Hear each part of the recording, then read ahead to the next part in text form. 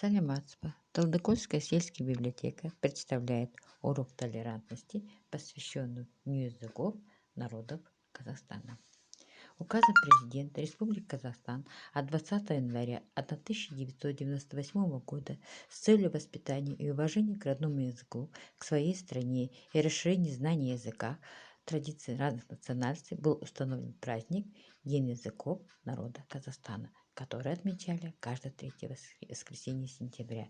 С 2018 года этот праздник отмечается 5 сентября. Он приурочен к дню рождения Ахмета Байтурсынова, ученого и казахского литературоведа.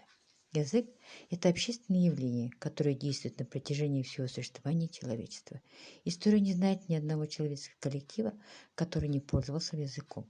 Человек живет в обществе. Он постоянно связан с людьми, средством общения слушает язык. При помощи языка люди передают свои мысли, желания, чувства. В глубинах отражается вся история духовной жизни народа.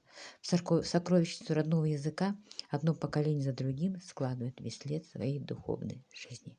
Исторически сложилось так, что на территории Казахстана действует и развивается более 100 языков, но государственным языком является казахский. В основном законе государства Конституции Республики Казахстан записано, что русский язык является языком межнационального общения.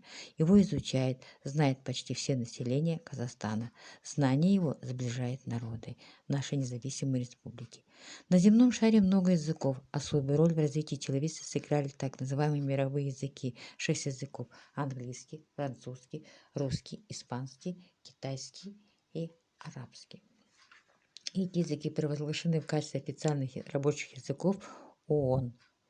Каждый язык – это целый мир. Язык – это живая душа народа, его радость, боль, память, сокровища. Все языки заслуживают уважения.